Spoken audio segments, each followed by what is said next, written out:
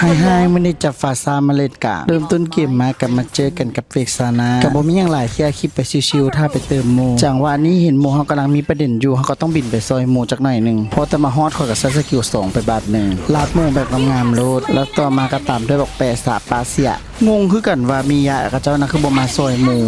ปะสิเข้านะมาเข้าตอนที่ว่าโมตายไปแล้วปัญญาอ่อนแล้วหลังจากนั้นก็เข้ามาเทระโตเด้ออีเวกซานาก็เข้ามาแจมอีกบอกเลยว่าเข้ามาเทระโตแบบนี้ก็หวานหมู่เฮาด้วยแหละเพราะว่าสกิลเฮาก็ยังมีครบอ่ะนะแล้วเฮาก็เก็บตังเวกซานาไปได้หากว่าเกิดได้หั่นมาจังหวะนี้ค่อยก็เลเวล4แล้วลักป่าเอาอีหาเวกซานามันหากว่าเกิดยังบ่ทันได้หายใจสำนาถืออันตีค่อยกลับบ่ไปพักผ่อนจะสาวหลังจากฆ่าแล้วเฮาก็มาเอาเต่าโตและสู่เบิ่งเลือดอีคารินาคือมันลังเลนี่นะมันจะเอาเต่าหรือมันบ่เอาค่อยกับแท่งกับซอยกันตีเต่าแต่ว่ามันก็บ่มาตีเลยได้ทั้งที่ว่าดาบเนตหลายก่อนหั่นนะจักท่าเขาเจ้าบอกเลยว่าจังได๋ค่อยเห็นท่าบ่ดีก็ว่าสิวาบเมื่อก่อนแต่ว่าเขาเจ้ามาโถมบัดนี้นะแล้วสู่เบิ่งคารินาซอยกันส่งมันสิท่าจังว่าเข้าไปลาดที่บ่ละกดฟาร์มสิกดกับบกดมึงไหมแล้วให้กับเจ้ากดโอ้ยเขาก็เลยได้เต่าออกซื่อๆมาจังหวะนี้มันนี่เห็นอันฟ้าเลือดมันน้อยๆค่อยก็เข้าไปใส่อันติก็เก็บอันฟ้าไปได้แบบง่ายๆนี่แหละเนาะข้อดีของฟ้าซ่าน่ะโส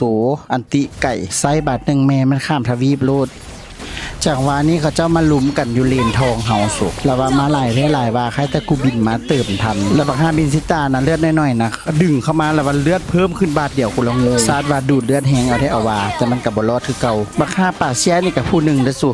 ท้ายเกมมานาทั้งหน้าทั้งดาเมจแหงบัก5ต่ำมันนี่ซอยสกิล1ไปละให้ว่าสิให้เอียนเมลิซาตีมันบ่สตันให้เสยจังหวะนี้เต่าเกิดแล้วก็มาดักพุ่มนางวิษณายางมาแบบงงๆแล้วก็ถืออันติกูแบบงงๆจ้าตายแบบงงๆแล้วค่อยกะย่างไปเคลียร์คลิปอยู่เลนกลางพอดีอีเวกซนาจากมันมาได้ใส่บุเลือดหน่อยๆนึงกับบนระวังตัวได้ทีมฝั่งนั้นกับเจ้าเลยที่บอกเอาเตาเตี้ยวแต่ดุลแล้วจังมาปรากฏตัวอีฮามิยะนี่ก็ได้ถือคารินาทีมเฮาก็สวกใส่เรียบร้อยมึงนะจังหวะนี้ก็เจ้ากำลังลงกับตัวตะกัดฝั่ง3-4ตัวเฮาก็เข้าไปลาดกับตัวซีวาลาดกับบอแมนเนาะเข้าไปเก็บงานให้จะได้บ่ตายฟรีๆจังหวะนี้ทีมก็บวกกันอีกแล้วสู่บ่ฮู้สิเฮ็ดจังได๋ก็เปิดอันตีใส่เลยโลดผู้สิบวกก็บวกผู้สิเอาบัฟก็เอาบัฟสาวคารินาเฮาก็เก็บบัฟก่อนแล้วจังไปซอยหมู่ได้ใครแต่ว่าทีมไฟเฮาทีมนี้ก็พอได้อยู่ตอนนี้เหลือแต่อิมิยะบินไปกะว่าสิไปลาดคักๆฆ่าบ่ทันนักยิงซ้ำจังหวะนี้นะถ้ามินซิตาแล้วเดินลงป่าบ่เลยว่าจังได๋ก็ถือพวกค่อยลุมโซมโลดยังบ่ทันได้เฮ็ดหยังบึงบักป่าเสียน่ะสู่มันอ้อ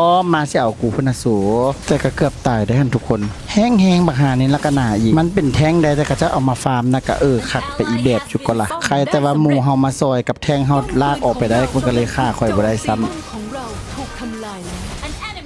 จังหวะนี้ก็เจ้ากำลังนัวกันอยู่ทั้งลุมคิดจังบ่ออกอยู่ใกล้ๆแล้วก็เปิดอันตีไซโลดเติมดาเมจให้โมได้ทั้งลาดแล้วก็ได้ดาเมจพร้อมไทเกี่ยวเฮาก็เข้าไปหุบสวยงามก็เลยเก็บคิวมาได้แบบสวยๆ2คิวมาเบิ่งจังหวะนี้น้ำกันทุกคนข้าเจ้ากำลังไล่ไทเกี่ยวมาค่อยก็บอกไทเกี่ยวว่ารอมันมาทางนี้อีมียาผู้น่าสงสารบ่ฮู้หาหยังก็ถืออันตีค่อยฟาดไป2 บาทมับหาจังหวะนี้มีเหลืองกันอยู่ทั้งกลางค่อยก็อันตีไปซวยโมแบบไกลๆก็เลยฆ่าอันฟ้าเอาได้ซื่อตอนนี้ค่อยก็ฆ่า12ตาย0ช่วย15คิดว่าสิบ่ตายแล้วนะถืออีหามิยะหายตัวมาฆ่าซ้ำค่อยก็สกิลบ่ถึกแน่5ต่ำมันนี่แต่บัดสุดท้ายหมู่เฮาก็ลอยป้อมแล้วก็ชนะแบบสวยงาม